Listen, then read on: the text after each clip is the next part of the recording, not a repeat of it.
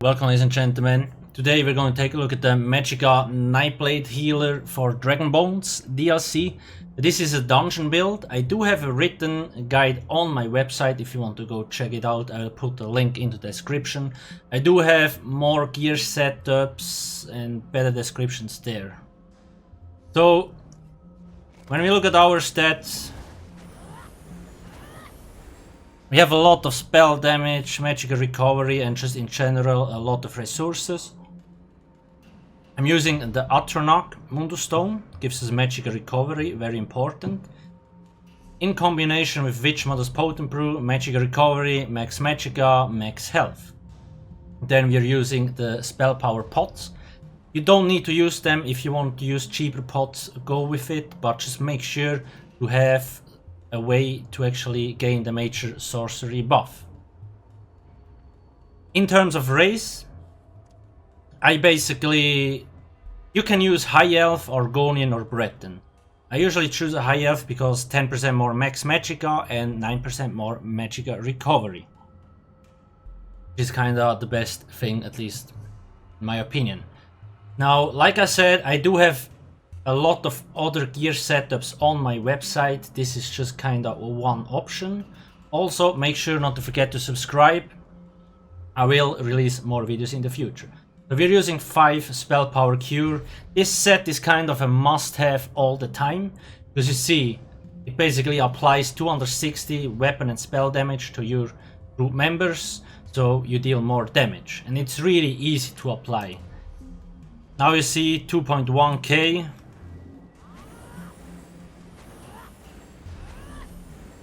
Come on, dude.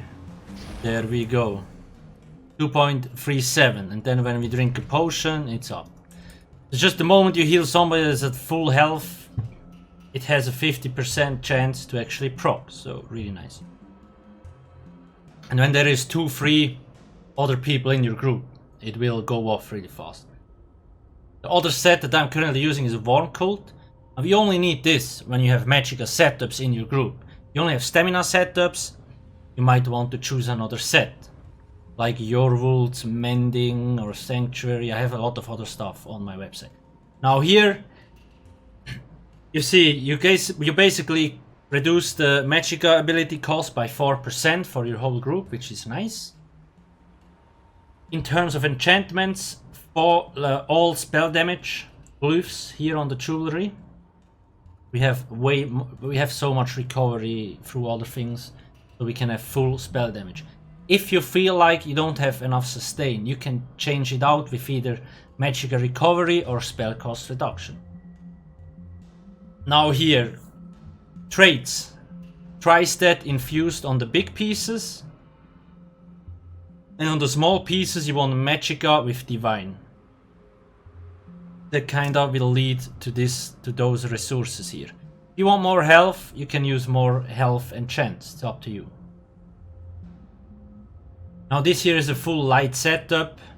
Obviously, if you chose to run another set, for example Kagrenach, you could run 5-1-1 setup, and then you would benefit more from Undaunted Metal, because now we have only one type of armor, so you only get 2% max resources. Weapon, Master Rest stuff, still the best thing there is, because 260 stamina every time you use Grand Healing. Both helpful for magic and stamina setups. I do have Absorb Magic Enchant here. You could run something else, but it's actually nice to get a little bit better sustain from that. Then back bar. Here I run a Maelstrom stuff. You don't need a Maelstrom stuff. But what you need is a lightning staff with a charged weapon enchantment and charged trait.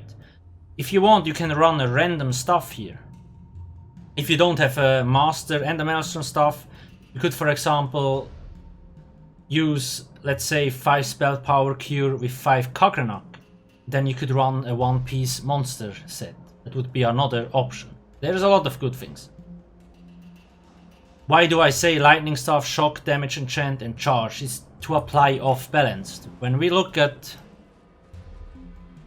this here, I pop it, it immediately procs, because I basically have a 100% chance to apply shock, status effect, which is concussion.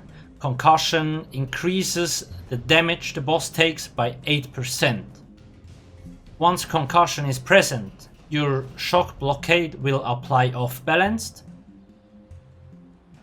People that have off-balance perk here, exploiter, 10% more damage. And when somebody does a heavy attack on off-balanced enemy, they restore twice the amount of resources from that heavy attack. Just keep in mind, bosses have a 15-second cooldown and ads will get knocked down. So off balance is removed. Okay, that was it with this. CP 23, 18, 13, 37, and here are the important ones, 76 and 73. Your crit heals will heal for more, and then your overall healing. So those are the two most important. I also do have a 300 CP setup on my website. 44 Shadow Ward, 76, 76. 44. Then here 49, 49, 48, 13 and 81. More or less a standard setup I use for healer builds. Now, just a few nice passives to mention. Let me quickly go through those. Here is nothing. Here you get more Magicka recovery, 15%. That's why we have so much, even though we use so much spell damage. Boosts. Now this here gives you physical and spell resistance. Basically when we activate the refreshing path. Now I have 11 and 7.5. Now it goes to 13 and 16. The buff holds for 6 seconds, so it's not that long, but anyway, it's not like, it doesn't really matter that much.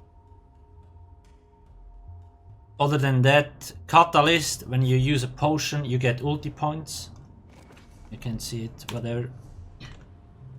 And Magicka Flood, very important, increases your max Magicka by 8%. So we have this on the front bar and this on the back bar.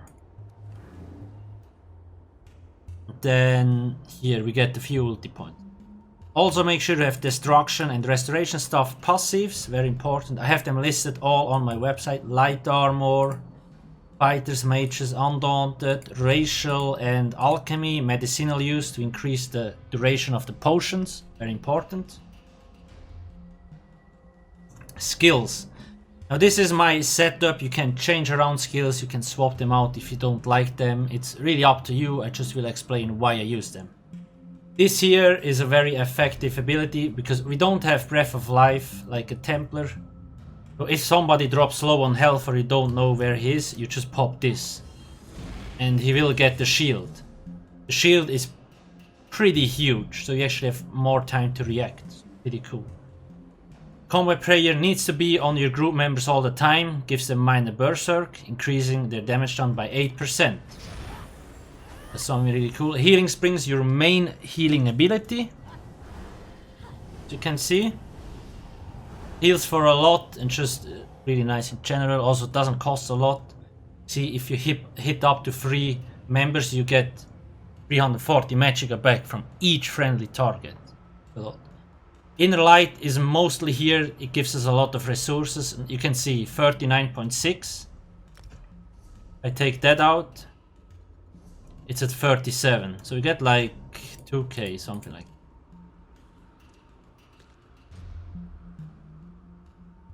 You could replace this with something else if you want to. So for example, if you want to slot Sap Essence, go with that. Yeah, like it's a good choice. This deals damage and heals for a lot. Siphoning attacks. It's here to restore Magicka. Keep this up all the time. Just make sure to not reapply it before it runs out, because you can see you restore up to 4270 additional Magicka when the effect ends. If you reapply it before it ends, you will not get this huge, like those 4.2k Magicka. Soul Harvest. We do not use this ultimate. The reason why it is on this bar, you see, while slotted, anytime you kill an enemy you gain 10 ultimate points.